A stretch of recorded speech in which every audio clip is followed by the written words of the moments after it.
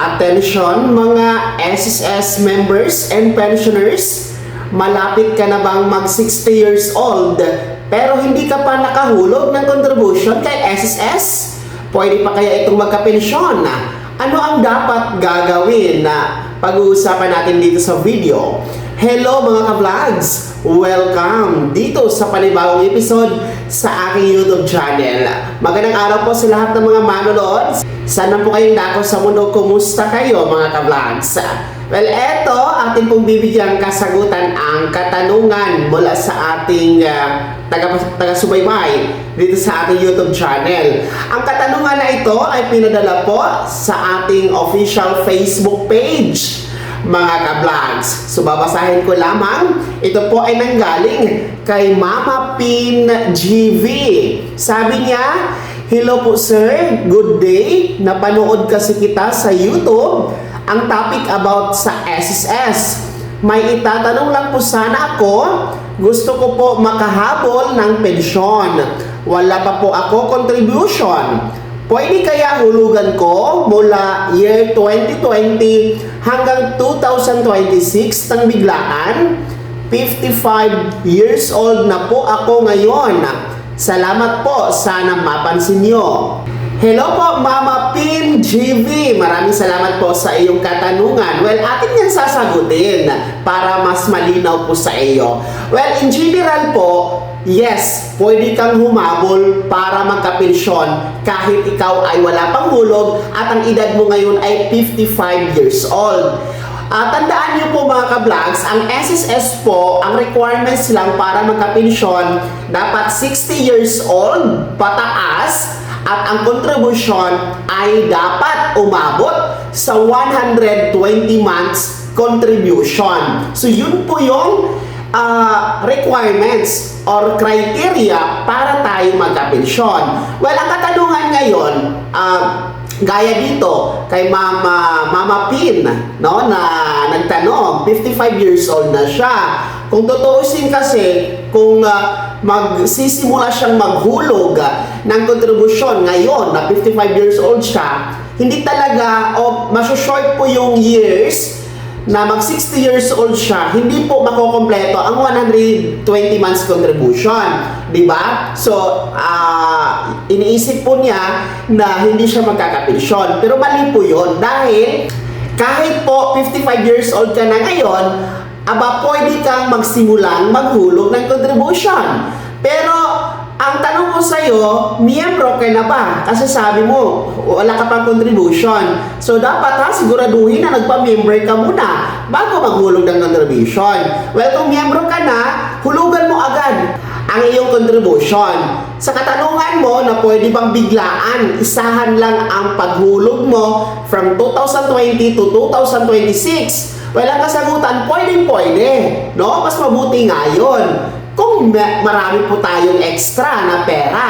Okay? Pero pag wala po, huwag nang pilitin. Ang gawin nyo na lamang po, mag-contribute na lang po kayo, no? Hulugan nyo, halimbawa 1 year, no? I-advance nyo dahil wala naman pong problema kahit mag 60 years old ka, ma'am, no?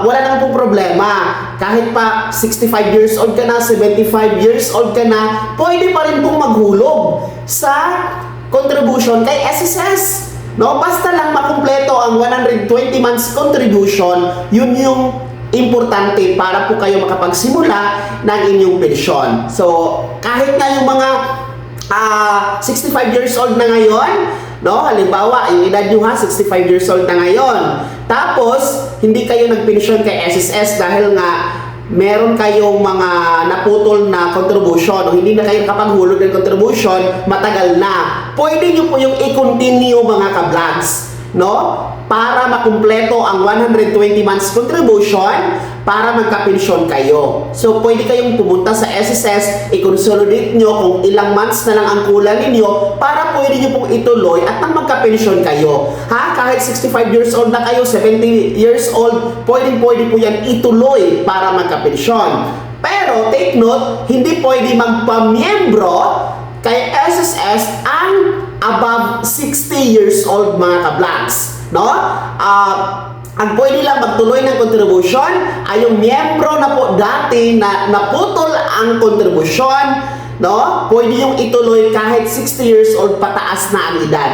Pero, ulitin ko, hindi pwedeng magpamiyembro kay SSS ang above or 60 years old and above para magkapensyon. Okay? So, para sa iyo, Mama Pin GV, pwede nyo pong simulan ang paghuhulog ng kontribusyon kay SSS ngayon. Kung marami kang extra na pera, well, bagsak-bagsakan mo ng advance na contribution, no? Hanggang makumpleto ang 120 months contribution para ikaw ay magkapensyon. Pero tandaan mo po walang problema kung kahit mag 60 years old ka na, tuloy-tuloy lang po yung contribution na yan hanggang makumpleto ang 120 months contribution. So sana po naging malinaw ang aking kasagutan po, Mama Pin GV, no? At sana naliwanagan po kayo at sana nakatulong ang ating pahayag, ang ating kasagutan para po sa inyo.